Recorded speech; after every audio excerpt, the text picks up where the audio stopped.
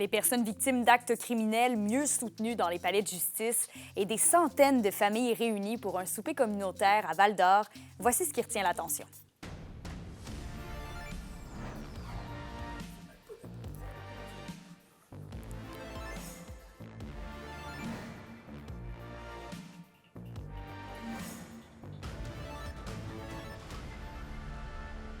Ici Kémilia Laliberté et voici vos informations.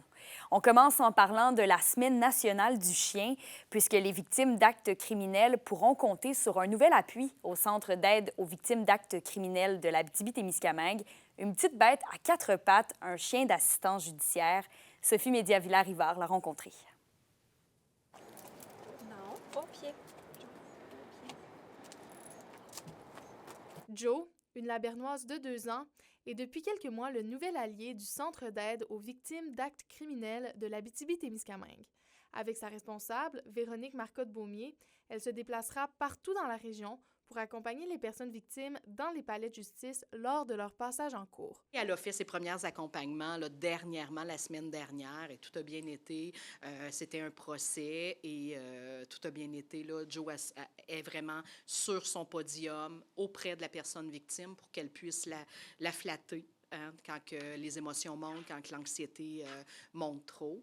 Et ça fait vraiment une différence. La responsable du chien d'assistance judiciaire s'est d'abord rendue à la Fondation Mira en Montérégie pour une semaine de formation où elle a rencontré Joe. Il a ensuite fallu 3 mois d'entraînement avant que la chienne soit prête à mettre ses apprentissages en pratique. C'est la personne qui doit être accompagnée par le chien qui a fait la demande, qui a la priorité dans le fond parce que les autres personnes ne peuvent pas flatter Joe, ne peuvent pas lui parler non plus parce qu'elle est au travail. Quand elle a son harnais inscrit CAVAC, c'est qu'elle est au travail, mais l'intervenante, maître chien, est toujours avec elle, par exemple. Le CAVAC marche sur les traces de la Sûreté du Québec et de la Direction de la protection de la jeunesse régionale qui ont eux aussi bénéficié de chiens d'assistance judiciaire. Ça fait vraiment la différence parce que Joe amène une autre dynamique que même si nos intervenants CAVAC sont super expérimentés, ben on ne peut pas retrouver ça. C'est une autre dynamique carrément. Et parmi le réseau des CAVAC au Québec, Joe est le 7e chien d'assistance judiciaire à accompagner les personnes victimes. Et c'est une méthode qui fait ses preuves puisque déjà 132 accompagnements ont été effectués à travers la province. Sophie Médiavilla-Rivard, RNC Nouvelles, à Rouyn-Noranda. Il y avait beaucoup d'ambiance hier soir du côté de Val-d'Or. Élise, vous étiez au traditionnel souper communautaire. Comment ça s'est passé? En fait, j'étais sur place dès 17 h et déjà à cette heure-là, il y avait une longue file qui s'étirait tout autour de la patinoire bleu-blanc-rouge. On parle en fait de d'environ 1000 personnes qui se sont retrouvées qui sont déplacées cette année. C'est un peu moins que l'an dernier, malheureusement, parce que, en fait, dû à la température, il faisait un peu moins beau cette année, mais l'ambiance était belle. Les familles sont venues pour se retrouver, passer un bon moment, puis surtout pour partager un repas qui était gratuit. Puis ça a permis, en fait, de remettre en lumière un peu la précarité alimentaire. Je vous laisse, en fait, revivons ensemble cette soirée avec mon reportage.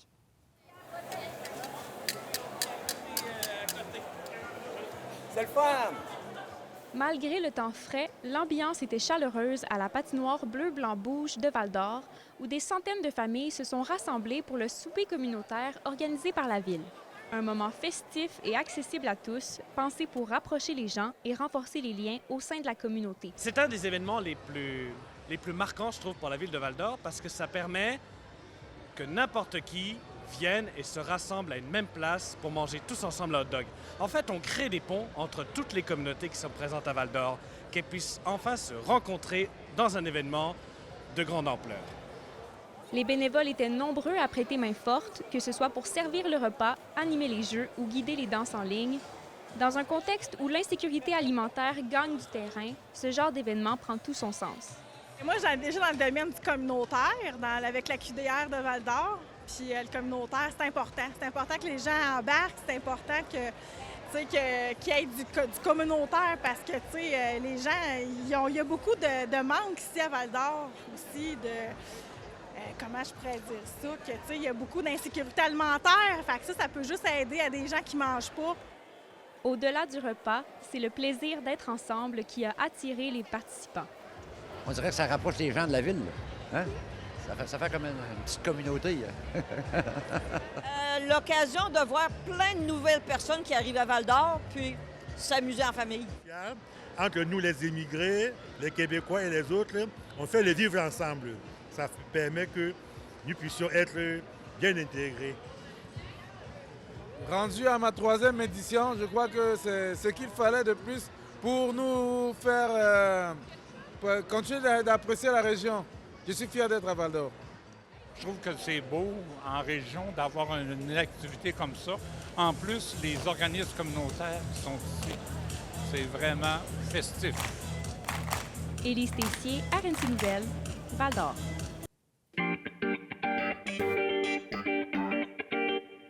L'auteur amosois Samuel Larochelle lance un tout nouveau livre la semaine prochaine et il vient nous le présenter en région, en primeur. Son livre se nomme « Les queers qui ont changé le monde ». Samuel Larochelle nous invite à découvrir l'impact des gens qui ont fait tomber des barrières, affronter les préjugés et aussi contribuer à transformer notre monde. Les textes laissent aussi place à quelques prises de position et différents souvenirs de l'auteur.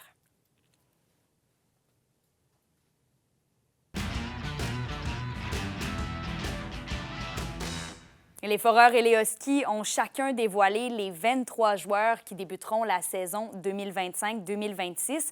Les amateurs pourront retrouver leur équipe favorite sur la glace alors que la saison débute dans 3 semaines. Voici le bilan de notre journaliste Zachary Desrosiers. Les Foreurs de Val-d'Or ont dévoilé leur alignement pour la saison 2025-2026 mercredi matin. Quelques nouveaux visages feront leur entrée avec 2 nouveaux joueurs de 20 ans, mais également 3 recrues qui ont percé l'alignement. Josh Demers, Étienne Maheu et Evan Surchurchi. C'est un choix de 3e ronde, mais je suis tellement content de ses habiletés, on dit son hockey sense en anglais, là, mais sa compréhension de la game. J'aime son speed, sa vitesse aussi, c'est vraiment le fun. Josh Demers, comment je pourrais dire ça, c'est tellement dédié, il fait plein de petites actions que c'est pas, ça va passer un petit peu inaperçu, mais que tellement efficace dans une game. Et puis Étienne Maheu, il a son identité à lui, là, gros bonhomme, simple physiquement. Donc chacun leur qualité, mais assurément qu'ils vont tous nous amener à quelque chose. Nathan Brisson portera le C de capitaine pour une 2e saison. Le natif de Deux-Montagnes se dit fébrile à l'approche du début de la saison et compte continuer d'être un modèle pour ses coéquipiers. Bien, c'est sûr qu'on va garder encore l'ADN Foreur. On est une équipe qui travaille. On sent avec beaucoup de talent. Nos jeunes, ils commencent à prendre de l'expérience. Puis on s'attend à une beaucoup plus grosse année que l'année passée. Le directeur général et entraîneur-chef Maxime Desruisseaux mentionne les hautes ambitions pour la saison, mais l'équipe ne se met pas de pression. Je ne mettrai pas de pression à notre groupe parce qu'on est encore un jeune groupe. Mais assurément, on a dit l'an dernier qu'on avait fait un pas vers l'avant. Puis évidemment, on a des attentes plus élevées. Mais tu sais, faut que je rappelle à tout le monde, des fois, que on a encore, on n'a pas de 20 ans en défense, on a seulement un 19 ans, on a seulement 5 19 ans dans notre alignement. De l'autre côté de la 117 à Rouyn-Noranda, l'entraîneur-chef des Huskies, Steve Hartley, mise sur l'expérience et l'intégration des nouveaux joueurs pour préparer la saison. Oui, on a eu un camp extrêmement compétitif. On a 11 nouveaux visages. Là. On voit la saison d'un bon œil, puis on va avoir une équipe qui va être compétitive.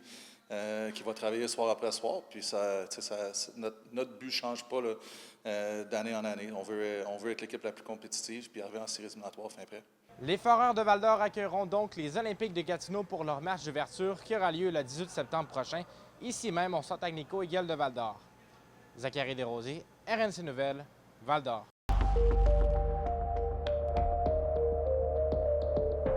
Un petit peu de soleil aujourd'hui, mais pour ce soir, c'est le retour des nuages avec des averses prévues sur tout le territoire. Maximum 9 degrés Celsius en Abitibi et 10 au Témiscamingue. Et pour demain, heureusement, les averses vont cesser en mi-journée. Ce sera nuageux par la suite. Maximum 14 degrés Celsius en Abitibi et 16 pour le Témiscamingue. Et pour vendredi, en Abitibi, on débute le week-end en beauté avec une alternance de soleil et de nuages. Des températures autour de 17-18 degrés Celsius. Ça fait donc le tour des informations de la région pour ce soir. On se retrouve demain. Prenez soin de vous.